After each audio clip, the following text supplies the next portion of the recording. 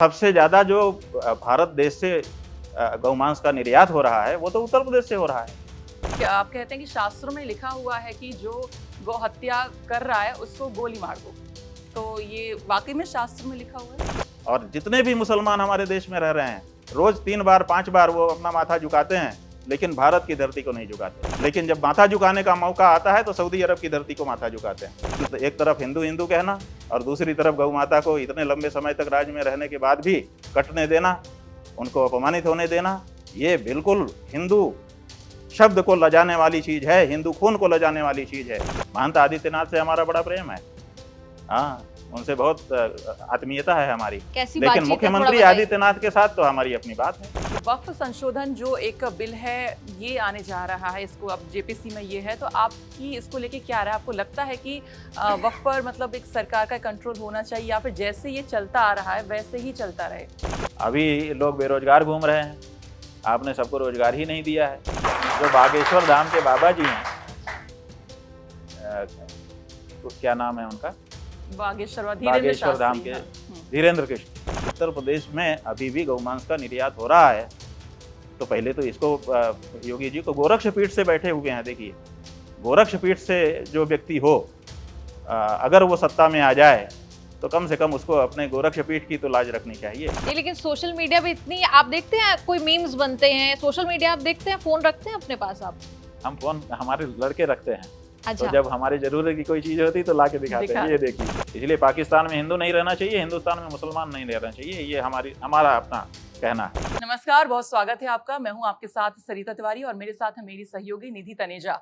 आज के इस कार्यक्रम में जिस खास मेहमान का हम साक्षात्कार करने वाले हैं वो अक्सर अपने बयानों को लेकर सुर्खियों में बने रहते हैं, बेबाक अंदाज के लिए भी जाने जाते हैं। यहाँ पर हम बात कर रहे हैं शंकराचार्य अविमुक्तेश्वरानंद जी की। बहुत बहुत स्वागत है आपका। और सबसे पहले मेरे और निधि की तरफ से आपको तहे दिल से प्रणाम।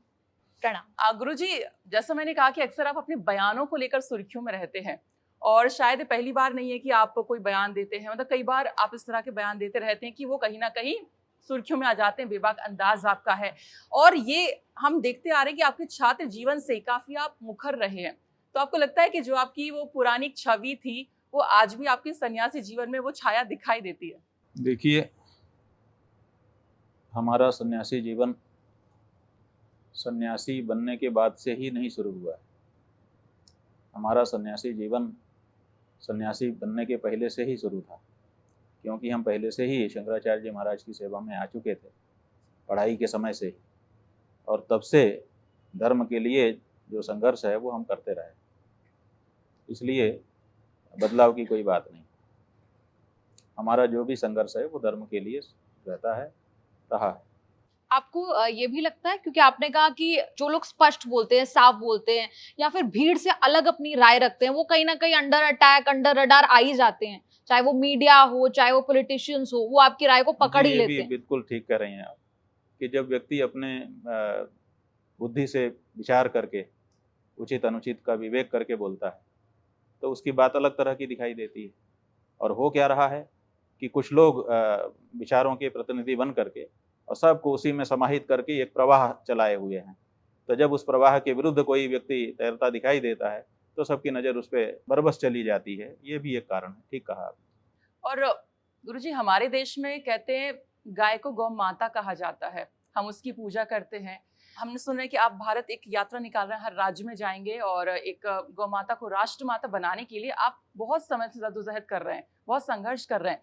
लेकिन हमारे मतलब इस देश में जहां पर उसे हम एक तरफ तो गौ माता कहते हैं, लेकिन जब राष्ट्र माता बनाने की बात आती है तो आपको इतना लंबा संघर्ष करना पड़ रहा है। तो क्यों करना पड़ रहा है? आपने सरकार तक अपनी बात पहुंचाई है कि गौ माता को राष्ट्र माता बना दिया जाए, इतनी दिक्कत क्यों आ रही है? ये बात समझ से परे है। बहुत से लोग ये कहते हैं कि क्या कारण है। पहले लोग समझते थे कि अमुक पार्टी हमारे विचारों के साथ अपने आप को नहीं जोड़ती है, इसीलिए वो ये नहीं कर रही है। बाद में फिर उस पार्टी को भी लोगों ने हटा दिया और उस पार्टी को ले आए जो गाय के बारे में बहुत खुल करके बोलती थी और उसका भी अच्छा शासन रह चुका लंबे समय तक।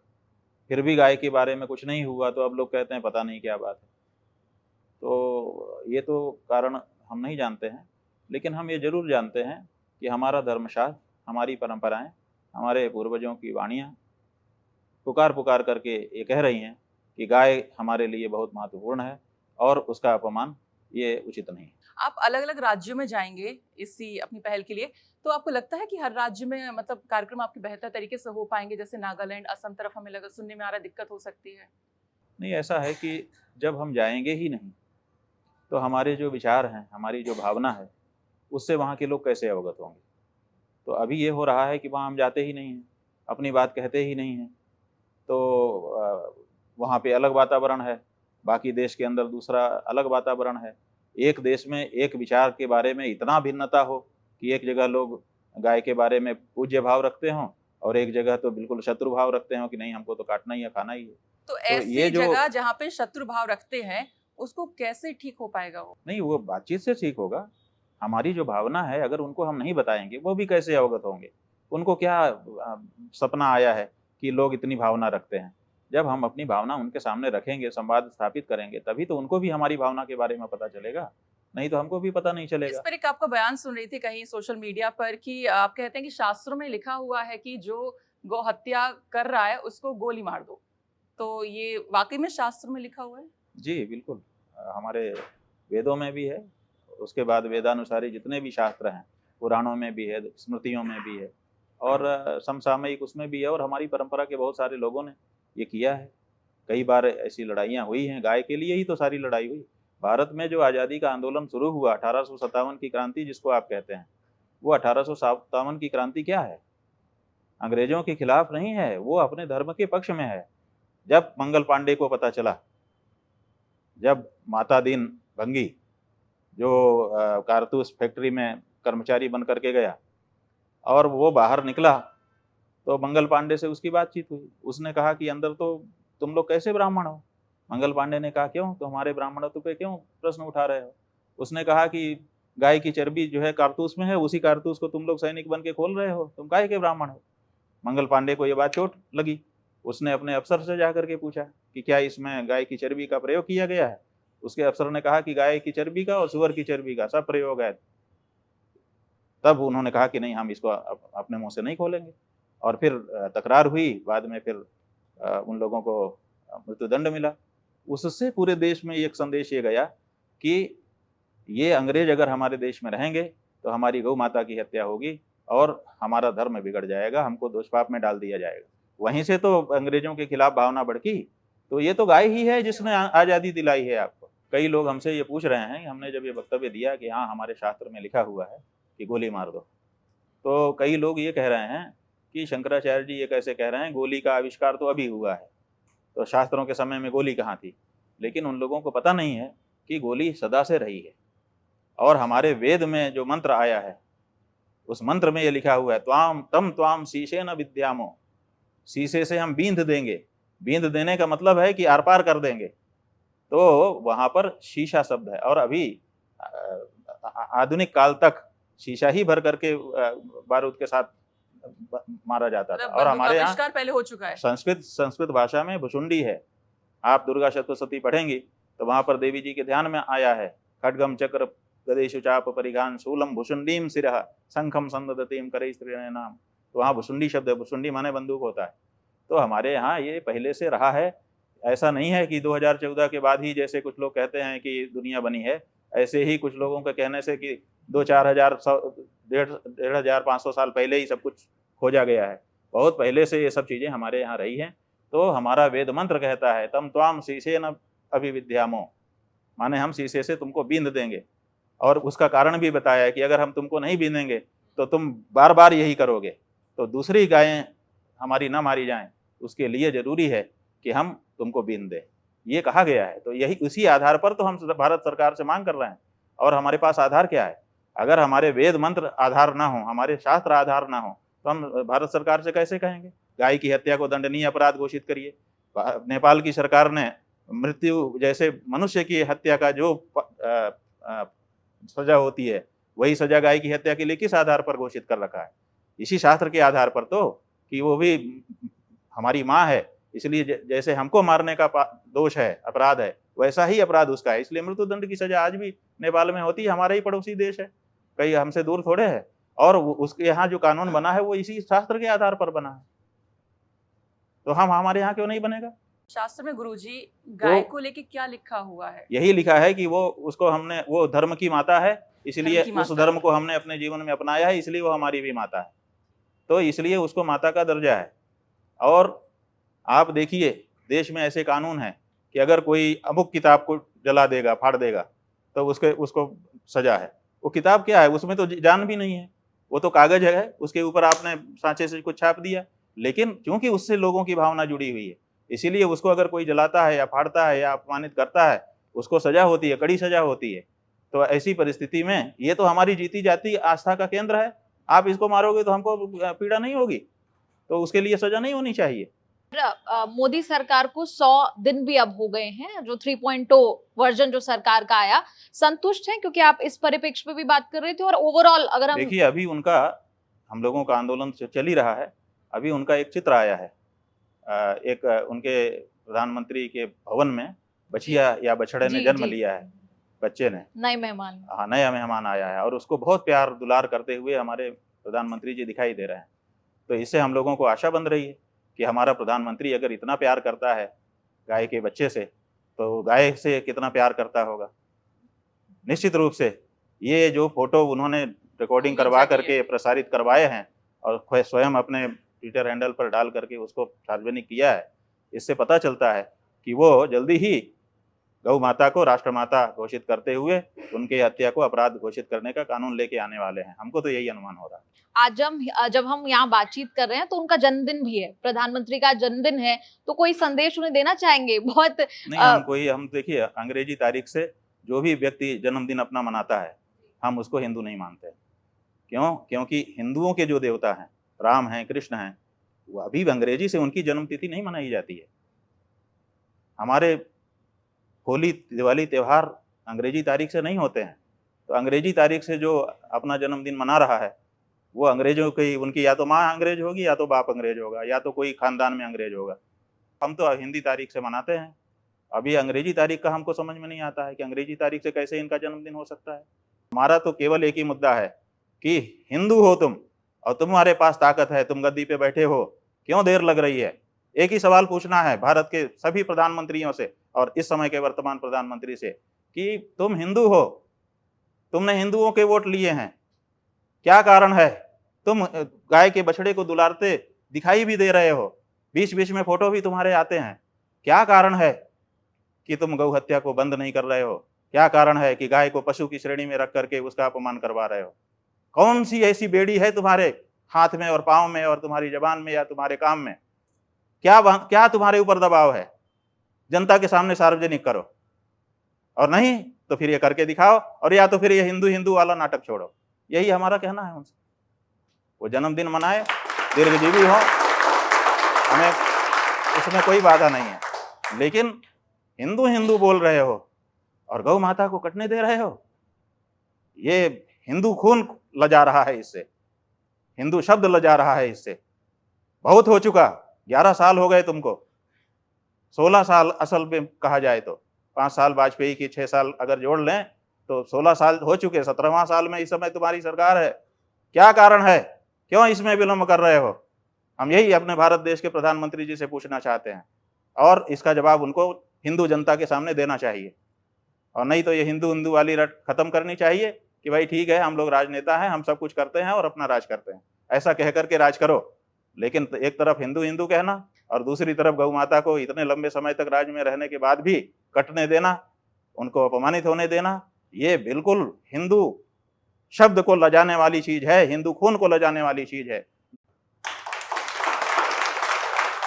दूसरा एक सवाल, कि आपको लगता है कि हमारे देश में सिर्फ हिंदुओं को ही रहना चाहिए? क्योंकि आपका एक बयान सामने आया जिसमें आप ये कहते हैं कि जो मुसलमान है उनको इस्लामिक देश चले जाना चाहिए, हमारे देश पे बोझ ना बने। तो क्या संदर्भ था उस सवाल जवाब का, थोड़ा बताएं। देखिए, हम किसी को देश से बाहर जाने के लिए नहीं कह रहे हैं, हम ये कह रहे हैं कि देखिए बाकी लोगों के दूसरे देश हैं, विकल्प हैं उनके पास, हिंदू के पास कोई विकल्प नहीं। अगर हमारा भी दूसरा कोई देश होता तो हम भी वहां चले जाते, लेकिन हिंदू का कोई देश नहीं है, वो तो यहीं का है बेचारा। अब यहाँ पर भी अगर वो हिंदू ढंग से नहीं रह सकता तो फिर तो ये उसके साथ अन्याय है ना। मौलाना मदनी कहते हैं कि भाई अगर हम ऐसे ट्रीट करते हैं जैसे हम कहीं बाहर से आए। आप ये बताइए, बाहर से तो आए ही हो, बाहर से तो आए ही हो, इसमें ट्रीट करने की क्या बात है? इस जगह का जो विचार है, आप देखिए कि कोई भी मुसलमान, हम मुसलमान जब हम ये बोल रहे हैं तो ये मत समझिए कि हम मुसलमान के विरोधी हैं। हम केवल बात बोल रहे हैं, जो बात जैसी है वैसे ही बोलना हमारा फर्ज है। और वो भी जब बोलते हैं तो वैसे ही बोलते हैं। तो वो जैसे बोलते हैं अपनी बात, हम भी बोल रहे हैं, विरोध में नहीं बोल रहे हैं। लेकिन जो सच्चाई है वो ये है कि जब हमारा माथा झुकता है तो इस देश की किसी भूभाग के लिए झुकता है। और जितने भी मुसलमान हमारे देश में रह रहे हैं, रोज 3 बार 5 बार वो अपना माथा झुकाते हैं, लेकिन भारत की धरती को नहीं झुकाते। यहीं पे यहीं का उगा हुआ अनाज खाते हैं और यहीं की धरती में शौच करते हैं, पेशाब करते हैं। लेकिन जब माथा झुकाने का मौका आता है तो सऊदी अरब की धरती को माथा झुकाते हैं, उसकी तरफ मुंह करके, और वही दिमाग में रख करके वहां को झुकाते हैं। और हम इसी धरती को, मातृभूमि तुमको हमारा प्रणाम है। अंतर है, उनके विचार में हमारे विचार में अंतर है। और वो वहां से आए, आज भी उनका मन वहीं पर लगा हुआ है। इसमें क्या गलत कह रहे हैं हम? तो ऐसी परिस्थिति में हमको कम से कम यहाँ सुख से रहने दें। अगर हमारे साथ समझ करके रह सकते हैं, स्वागत है। और अगर वो ये कहें कि नहीं नहीं, हम तो तुम्हारी परवाह किए बिना यहाँ रहना चाहते हैं, तो ये नहीं चलेगा, ये हम कहना चाहते हैं। अच्छा, आज अनंत चतुर्दशी भी है। आज योगी सरकार ने तमाम मीट मांस की जो दुकानें हैं उसको बंद रखने के निर्देश दिए हैं। इससे पहले जब वो कांवड़ चल रहे थे तो तब नेम प्लेट लगाने के आदेश दिए थे कि सभी रेस्टोरेंट मालिक अपना अपना नाम, प्रोप्राइटर नेम और मोबाइल नंबर लिखें। लेकिन आप इससे सहमत नहीं दिखे, क्या कारण था? देखिए, बात यह है कि हम तो अपनी बात अपने ढंग से कह रहे हैं। अभी अरुणाचल प्रदेश है, हम अरुणाचल भी जा रहे हैं, सभी राज्यों में जा रहे हैं तो वहाँ भी जाएंगे। अरुणाचल प्रदेश से एक छात्र संघ के नेता का हमारे विरोध में वक्तव्य आया है, हमारे लोगों ने हमको वो दिखाया। वो कह रहा है कि यहाँ क्यों आ रहे हैं, गाय हमारे लिए माँ नहीं है, उनके लिए होगी। बहुत ईमानदारी से वो बच्चा कह रहा है, हम उससे गुस्सा नहीं है, वो कह रहा है। लेकिन उसी में वो ये कह रहा है कि हमने तो अनुसंधान किया, हमने तो रिसर्च किया। सबसे ज्यादा जो भारत देश से गौमांस का निर्यात हो रहा है वो तो उत्तर प्रदेश से हो रहा है। तो उत्तर प्रदेश क्यों नहीं जाते हैं, वो अरुणाचल प्रदेश क्यों आ रहे हैं? पहले उत्तर प्रदेश उनको जाना चाहिए, शंकराचार्य को, जगत गुरु को। अब कितना बड़ा थप्पड़ वो मार रहा है वहां से खड़ा होकर के। वो कह रहा है, और आप हमने उसके कहने के बाद हमने भी इंटरनेट से सर्च करवाया, तो जो ग्राफ निकल करके आ रहा है वो तो उत्तर प्रदेश से सबसे ज्यादा निर्यात हो रहा है। तो जब उत्तर प्रदेश में अभी भी गौमांस का निर्यात हो रहा है, तो पहले तो इसको योगी जी को गोरक्ष पीठ से बैठे हुए हैं। देखिए, गोरक्ष पीठ से जो व्यक्ति हो, अगर वो सत्ता में आ जाए तो कम से कम उसको अपने गोरक्ष पीठ की तो लाज रखनी चाहिए। अच्छा, हमने सुना है आप योगी जी को संत नहीं मानते हैं, सिर्फ नहीं, हम संत नेता मानते हैं, लेकिन अभी जब तक वो राजनीति में है तब तक कैसे माने? जिस समय जो प्रोबेशन पर चला गया है, कहीं जाकर के कोई दूसरा काम कर रहा है, उस समय तो वही माना जाएगा ना। की सेवा करना होता है, और मतलब आप कह रहे हैं कि एक वक्त पर एक पद, आप ये कह रहे हैं? हाँ, दो विरुद्ध पद नहीं लिए जा सकते। एक समय में दूसरा पद ले जा सकते, लेकिन उसी के अनुरूप का लिया जा सकता है। दो विरुद्ध पद हो गए, विरुद्ध पद में कैसे रह सकता है कोई? हमारा यही कहना है, जब वो मुख्यमंत्री ना रह करके केवल महंत रहे, तब वो महंत है, हम उनके साथ व्यवहार करेंगे और अभी मुख्यमंत्री के रूप में व्यवहार करेंगे। इसीलिए अभी हम जो कह रहे हैं वो मुख्यमंत्री आदित्यनाथ को कह रहे हैं। महंत आदित्यनाथ से हमारा बड़ा प्रेम है, हाँ, उनसे बहुत आत्मीयता है हमारी। लेकिन मुख्यमंत्री आदित्यनाथ के साथ तो हमारी अपनी बात है। जब हम इंटरनेट पर देखेंगे कि उत्तर प्रदेश में सबसे ज्यादा गौमांस का निर्यात उत्तर प्रदेश से हो रहा है, तो क्या कैसे हम वहां के मुख्यमंत्री को क्षमा कर सकेंगे? केवल इसलिए कि वो आदित्यनाथ जी हैं, हमारे सगे भाई हैं। इतने मात्र से हम नहीं हो सकते। हुआ तो जिस जगह पे बैठे हो उसके अनुसार तुम्हारे साथ व्यवहार होगा। मतलब जो गलत है तो गलत है, गलत है तो गलत है, सही है तो सही है। अच्छा, थोड़ा सा हिंदू धर्म की हम बात पीछे करना चाह रहे थे। अभी बांग्लादेश में आपने देखा हिंदुओं पे काफी अत्याचार हो रहा था, और सनातन धर्म के ध्वजवाहक होने के नाते वो जो अत्याचार हो रहा था उसको लेकर आपने क्या किया? देखिए, हमने क्या किया, पहले तो हमने वहाँ के जितने हमारे संपर्क के थे सबको हमने फोन किया कि भाई तुमको कोई दिक्कत तो नहीं है, बताओ, जो जो हम लोगों के तरफ से तुमको सहयोग चाहिए वो बताओ। तो उन लोगों ने अपनी अपनी बात बताई, जिसकी जो बात थी हमने उसको पहले तो वो काम हमने किया। दूसरे जिनसे हमारा संपर्क नहीं था, हमने अपने जो परिचित लोग हैं उन वहाँ की जो संस्थाएं हैं, हिंदू संस्थाएं, उन संस्थाओं के लोगों से संपर्क करवाया कि भाई पूछो कोई दिक्कत हो तो। तीसरे, हमने भारत के राष्ट्रपति को पत्र लिखा। जब हमने देखा कि बांग्लादेश के बॉर्डर पर हिंदू आए हैं गठरी लाद करके, बच्चों को ले करके, पत्नी को ले करके, और वो भारत की सीमा में प्रवेश करना चाहते, और वहाँ पर जो हमारे बॉर्डर की फोर्स है वो उनको कह रही है कि पीछे जाओ, और बांग्लादेश की पुलिस को फ़ोन कर रही है कि इनको पीछे हटाओ, और वो आकर के डंडा मार रहे हैं कि पीछे हटो। अब वो घर छोड़ करके आए हैं, कैसे वापस जाएंगे? तो ऐसी हिंदुओं की जो परिस्थिति थी उसको देख करके हमने भारत के राष्ट्रपति को पत्र लिखा, प्रधानमंत्री जी को कॉपी भेजी कि आप इनको आने दीजिए, इनके लिए शरणार्थी शिविर बनाइए, वहाँ पे इनको रखिए, और अगर इनके खाने पीने का बोझ आप समझते हैं कि हो जाएगा तो वो हमारे ऊपर छोड़ दीजिए। हम अपने समाज की तरफ से इकट्ठा करके उनका भोजन और वस्त्र का खर्चा हम उठाएंगे। ये सब हमने किया। हम सोशल मीडिया पर देखते हैं हर व्यक्ति अपनी राय रख रहा है, लेकिन हर व्यक्ति की राय को आजकल 2-3 अलग अलग तरह के लेंस से देखा जा रहा है। अगर आप भाजपा की राय से मेल रखते हैं, अपना ओपिनियन उससे मेल खाता है तो कह देते हैं भाजपाई है, दूसरी तरफ रखते हैं तो कह देते हैं कांग्रेसी है। आपको लगता है कि आप को भी कह देते हैं लोग कि एंटी मोदी हैं, लेकिन आप कहते हैं मैं उनका शुभ चिंतक हूं, इसीलिए कमी जो है वो बताता हूं। आपने इतने साल जो है वो ऑब्जर्व किया है, देखा है राजनीति जो उनकी रही है, कुछ कमी आपको लगती है जिसका खामियाजा कहीं ना कहीं 2024 के चुनाव में भी देखने को मिला, ऐसा लगता है आपको? अभी राजनीतिक लोग विश्लेषण करें, हम इसमें क्यों जाएं। हम तो जिस समय जो गलती उनसे हो रही होती है, विशेष करके सनातन धर्म के संदर्भ में, केवल उतने ही को अपना विषय बना करके उतने के बारे में बोलते हैं।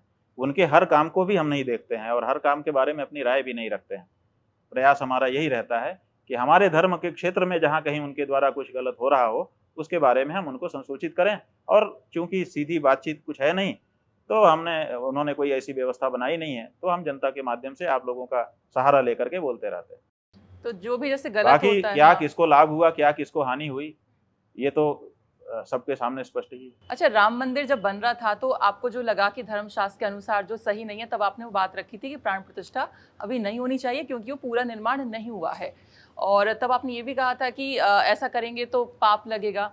लेकिन जब चुनाव का रिजल्ट अभी आया, वो 400 पार नहीं हो पाया, तो आपको लगता है कि पाप लग गया? देखिए, बाद में कहना बहुत सरल होता है, बाद में तो हर कोई कहता है।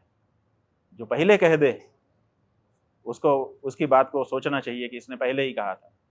तो अब बाद में बहुत लोग बहुत कुछ कह रहे हैं, इसलिए हम अब कुछ कहने की जरूरत नहीं समझते हैं। क्यों? क्योंकि हमने पहले ही कह दिया था कि अनिष्ट होगा, और हुआ। आपका चाहा नहीं हो पाया।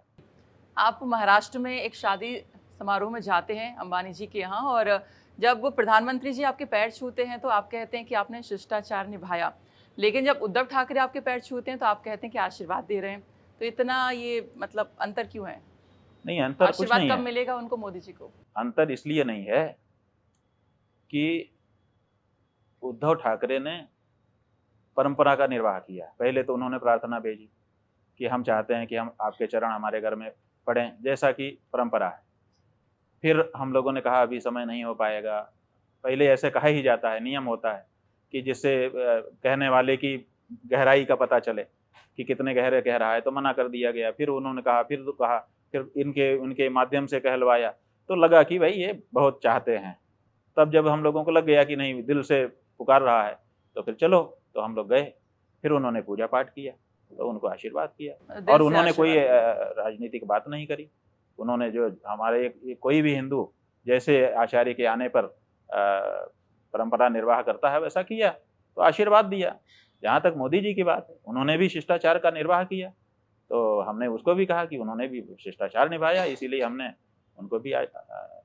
हमने भी शिष्टाचार निर्वाह। जो उद्धव ठाकरे को लेकर आपने कहा, आपने ये भी कहा कि महाराष्ट्र के लोगों को तब तक चैन नहीं मिलेगा जब तक उद्धव ठाकरे अब दोबारा सीएम नहीं बन जाते। महाराष्ट्र में अब चुनाव है, आपका उस पर आकलन कह लीजिए, या फिर क्योंकि आपने ये बात कही थी कि सीएम नहीं बन जाते, आप चाहेंगे वो सीएम बने? देखिए, हमने जब ये कहा उसके 10 दिन तक हम वहाँ पर जो विनायक यात्रा, अष्टविनायक यात्रा होती है, वो कर रहे थे, और उसके लिए कई जिलों में हमारी यात्रा चली थी। बहुत से महाराष्ट्र के लोग हमसे मिले थे, तो बहुत से लोगों ने इस तरह की बात हमसे कही थी। तो उस जनता की बात की छाप हमारे मन में थी उस समय, और उसी समय वो प्रश्न पूछा तो हमने वो बोल दिया। अब इसके बाद कौन सी राजनीति में कहाँ क्या हो रहा है, हम राजनीति का विश्लेषण तो करते नहीं, और राजनीति में कब कहाँ क्या होगा कौन जानता है। हमारी जो बात थी वो हमने धर्मशास्त्र की दृष्टि से कही थी कि हिंदुओं को विश्वासघात नहीं करना चाहिए, ये हमारी बात है। हमने वो कहा था और हम अभी उस पर कायम है और सदा कायम रहेंगे, क्योंकि वही सिद्धांत। गुरुजी, वक्फ संशोधन जो एक बिल है ये आने जा रहा है, इसको अब जेपीसी में ये है, तो आपकी इसको लेके क्या राय है? आपको लगता है कि वक्फ पर मतलब एक सरकार का कंट्रोल होना चाहिए या फिर जैसे ये चलता आ रहा है वैसे ही चलता रहे? नहीं, ऐसा है कि सब मंदिरों पे तो कंट्रोल कर लिया सरकार ने, अब सरकार के ऊपर बड़ा आरोप है, हिंदू आरोप कर रहे हैं। अभी हम लोगों ने देखा कि दक्षिण भारत में एक पुलिस के लोग गए वहाँ से पेटी की चढ़ोतरी गिनने के लिए, वहाँ के पुजारियों ने झगड़ा कर दिया कि पहले जाके किसी मस्जिद पे मस्जिद की पेटी खोलो, उसके बाद ये भी आके खोल लेना, तब तक नहीं खोल सकते।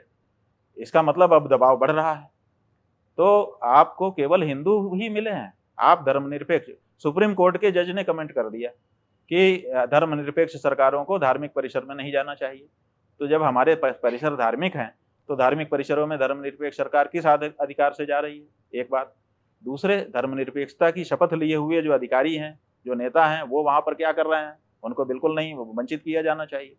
और अगर करना ही है तो सबकी यही मांग है कि भाई सबके ऊपर करो।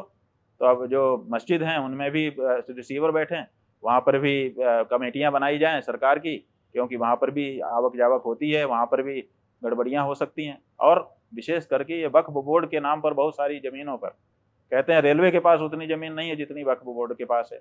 अब ये हमारे पास गाय जो है सड़क पे भटक रही है। हम ये कहना चाहते हैं कि हे मुसलमान भाइयों, हे वक्फ बोर्ड के सदस्यों, हमारी गाय जो तुम्हारी भी है, तुमको भी दूध देती है। यही तो कहा था ना कि हम जो है, जब हिंदू आता है तो हिंदू को मीठा दूध नहीं देते, और तुर्क आ जाता है तो तुर्क को खट्टा दूध नहीं देते, हम तो एक जैसा देते हैं दोनों को। तो गाय आपके लिए भी दूध ऐसा ही देती है।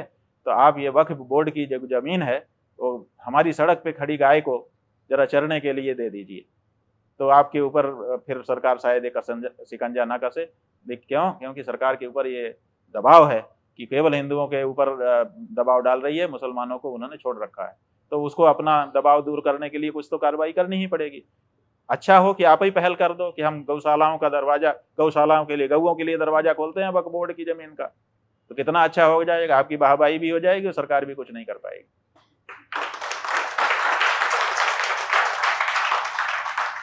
एक और मुद्दा देश में बहुत चल रहा है, कास्ट सेंसस, जातीय जनगणना की बहुत बात हो रही है।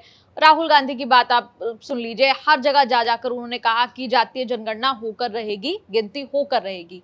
आपका इस पर क्या पक्ष है? नहीं, हमने ये कह दिया कि जातीय जनगणना उद्देश्य क्या है। आप कहते हैं जिसकी जितनी हिस्सेदारी उसकी उतनी भागीदारी। तो बहुत कुछ तो आपको पता है, जिसका पता है उसको भागीदारी आप दे पा रहे हैं। पहले तो ये तय करिए कि अभी तक जिसके बारे में जानकारी है उसको आप भागीदारी दे पा रहे हैं। कहाँ है भागीदारी आपकी? अभी लोग बेरोजगार घूम रहे हैं, आपने सबको रोजगार ही नहीं दिया है। जब रोजगार सबको सुनिश्चित कर दें 100% कि अब सबको रोजगार है, फिर लोग कहें कि रोजगार तो सबको दिया आपने, लेकिन जिसका जितना बनता था उसको उतना नहीं दिया, तब ना आप जनगणना की बात आती है। अभी तो कोई रोजगार ही नहीं है किसी को, आप गिनवा भी लोगे तो रोजगार कहाँ से दोगे ये बताओ? गिनवाने के बाद सब खड़े हो जाएंगे कि भाई हमारा इतना परसेंट, हमारा इतना परसेंट, और फिर आपस में लड़ेंगे। तो ऐसी परिस्थिति में हमारा ये कहना है कि गिनती होना, गिनती ना होना दोनों बेकार की बात है। इसलिए सहज में कोई गिनती होती है तो कोई बाधा नहीं है, सबका पता होना ही चाहिए हमारे पास कि कौन कैसा है। जब इसकी गिनती होती है कि हमारे देश की औसत लंबाई कितनी है, औसत लोग कितने मोटे हैं, कितने लोगों को कौन से रोग हैं, जब ये सब डाटा निकल करके आ जाता है तो किस जाति का कितने व्यक्ति हैं ये गणना क्यों नहीं होनी चाहिए देश के पास। लेकिन इसको राजनीतिक मुद्दा बना करके जब गिना जाएगा तब उसका अलग असर पड़ेगा, और अगर सहज में गिन लिया जाए तो उसका एक अलग मतलब होता है। तो सहज में गिनती होनी चाहिए, इसमें हमको इनकार नहीं है, लेकिन इसको राजनीतिक इश्यू बना करके जब गिना जाएगा तो ये समाज में विभेद का काम करेगा, ऐसा हमारा मानना है। अच्छा, हम आजकल देख रहे हैं कि बहुत मतलब हिंदू धर्म का प्रचार प्रसार बहुत सारे हैं, संत कर रहे हैं। एक बागेश्वर बाबा भी हैं, उनको लेकर आप पहले एक टिप्पणी कर चुके हैं कि चमत्कार को लेके, तो आपको क्या लगता है कि मतलब वो जिस तरह से उनका जो दरबार होता है, जो चीज़ें होती हैं, वो ठीक हैं? आप उनके चमत्कार पे विश्वास करते हैं? अब जब हम कह ही चुके नहीं एक करते बार जब मतलब? कह ही चुके तो दोबारा क्यों कहलवाना है। हमारा ये कहना है कि देखिए हिंदू धर्म का प्रचार क्या है, नहीं, नहीं, बिल्कुल आराम से खुल के हिंदू बताइए, कोई दिक्कत नहीं। हिंदू धर्म का प्रचार क्या है, हिंदू धर्म की जो बातें हैं उनका प्रचार। और हिंदू धर्म की बात यह है कि हिंदू वही होता है जो गाय को माता मानता है और उसकी प्रतिष्ठा रखता है। तो उनको जो बागेश्वर धाम के बाबा जी हैं, क्या नाम है उनका, बागेश्वर बागेश्वर धाम के हाँ। धीरेन्द्र कृष्ण जी जो हैं उनके नाम में कृष्ण शब्द लगा है। तो इसलिए भी और हिंदू धर्म की दृष्टि से भी उनको गौ माता को राष्ट्र माता के रूप में प्रतिष्ठित करने का जो आंदोलन चल रहा है उसमें बहुत अधिक सक्रिय होकर के भाग लेना चाहिए, ये काम करवाना चाहिए। ये होगा तो सब हो जाएगा, गौ माता के आशीर्वाद से होगा। नहीं, मुद्दा ये था, आप उनका चमत्कार नहीं मानते मतलब? हम तो चमत्कार किसी का नहीं मानते, कोई करके तो दिखाए, केवल उन्हीं की क्यों बात करें हम। कोई तो चमत्कार ही निकल के आ जाता। नहीं, लेकिन सोशल मीडिया पे इतनी आप देखते हैं, कोई मीम्स बनते हैं, सोशल मीडिया आप देखते हैं, फोन रखते हैं अपने पास आप? हम फोन हमारे लड़के रखते हैं। अच्छा। तो जब हमारी जरूरत की कोई चीज होती तो लाके दिखाते हैं, ये देखिए, हम देख अपना लेते हैं। खुद से जुड़े मीम्स भी आप देख लेते हैं? कोई मीम्स होते हैं, वीडियोस होते हैं जो आपके वायरल होते हैं? जो ये लड़के दिखाते हैं, उनकी रुचि का जो होता है वही दिखाते हैं। अच्छा। हमारे देश में यूनिफॉर्म सिविल कोड लाने की चर्चा चल रही है। उत्तराखंड सबसे पहला स्टेट बन गया ऑलमोस्ट। तो आपका इसको लेके मतलब क्या पक्ष है, आप क्या इसको लेके राय रखते हैं? हमारे देश में हमारा समान पक्ष- नागरिक संहिता होनी चाहिए? समान नागरिक संहिता के बारे में हमारा ये विचार है कि ये जो समानता की बात कही जाती है ये सुनने में बहुत अच्छी लगती है, मतलब पहली दृष्टि से, लेकिन ये सही नहीं है ऐसा हम मानते हैं। हमारा अपना विचार, कोई इससे सहमत हो असहमत हो हम नहीं जानते। हमारा ये कहना है कि जब हम समान करना चाहेंगे सबको तो किसी को काट करके थोड़ा छोटा करना पड़ेगा और या तो फिर किसी को गिट्टक लगा करके जैक लगा के थोड़ा ऊंचा करना पड़ेगा, तभी सब समान हो सकेंगे, क्योंकि सब तो समान ऐसे नहीं है। तो ऐसी परिस्थिति में समानता के चक्कर में हमको धर्मशास्त्रों के जो नियम हैं उनसे मानने से मना कर दिया जाए और हमको प्रतिबंधित कर दिया जाए अपने ही धर्मशास्त्र मानने के लिए, ये हम स्वीकार नहीं करना चाहते हैं। इसलिए हम ये चाहते हैं कि हमको हमारे पर्सनल लॉ के अनुसार जीवन बिताने की छूट होनी चाहिए। ये हमारा अपना मानना है। जैसे मुसलमान पर्सनल लॉ के अनुसार जीवन बिता रहे हैं मतलब वैसे हमारा भी पर्सनल लॉ होना चाहिए। हमारे धर्म में भी जो हस्तक्षेप किया गया है बहुत सारा, तो आपके हिसाब वो से भी यूसीसी हटाया सही जाना नहीं चाहिए। है? हम ये चाहते हैं। यूसीसी सही नहीं है? नहीं, हम बिल्कुल नहीं सही मानते नहीं उसको। सही क्यों? क्योंकि उसमें सबको अपने अपने धर्म के मामलों में कटौती करनी पड़ेगी, तभी हो सकता है, नहीं तो हो नहीं सकता। तो अगर सभी धर्म के लोग एकजुट होकर अगर सहमत हो जाते हैं तो कैसा रहेगा? सहमत हो सकते होते तो भारत पाकिस्तान का टुकड़ा ना होता मेरी बहन। सहमत हो उस समय कितना सहमत करने का प्रयास किया गया, हुआ नहीं हुआ ना। तो ऐसी परिस्थिति में नहीं हो सकता, सहमत हो नहीं सकते। इसलिए एक जगह पर एक जैसे लोग रहें, दूसरी जगह पे दूसरे जैसे लोग रहें। लड़ना हो तो दो तरफ से बीच में लड़ें, लोग दिखा दें अपनी बहादुरी कितनी किसकी है। लेकिन ये जो मिल करके रहना और आपस ही में ऐसे ऐसे मारना, ये सही नहीं है। हाँ, ये ठीक नहीं है किसी के लिए, उनके लिए भी हमारे लिए। इसलिए पाकिस्तान में हिंदू नहीं रहना चाहिए, हिंदुस्तान में मुसलमान नहीं रहना चाहिए, ये हमारा अपना कहना है। और रहीम ने बहुत पहले इसको बांप लिया था। उन्होंने कहा, कहू रहीम कैसे निभे केर बेर को संग, एक डोलत रस आपने अदूजे फाटत अंग। बेर का पेड़ और केले का पेड़ एक साथ रहेंगे तो बेर जो है वो केले को फाड़ने नहीं चलेगी, वो तो अपने रस से ऐसे डोलेगी और उसके कांटों से केला का पत्ता फट जाएगा। तो ऐसी ही परिस्थिति हो रही है। तो इसलिए वो जो बात जिन्ना ने कही थी, वो जो बात अम्बेडकर ने भी कही थी कि ये बिल्कुल सही विचार है कि दोनों अलग हो जाएं, हम उसी विचार के हैं। जिन्ना और अम्बेडकर दोनों के विचार से इस मामले में हम सहमत हैं कि दोनों को अपनी अपनी कॉलोनी में रहना चाहिए। चलिए गुरुजी, बहुत बहुत धन्यवाद समय देने के लिए और सभी सवालों के जवाब देने के लिए। ठीक है जी, बहुत अच्छा।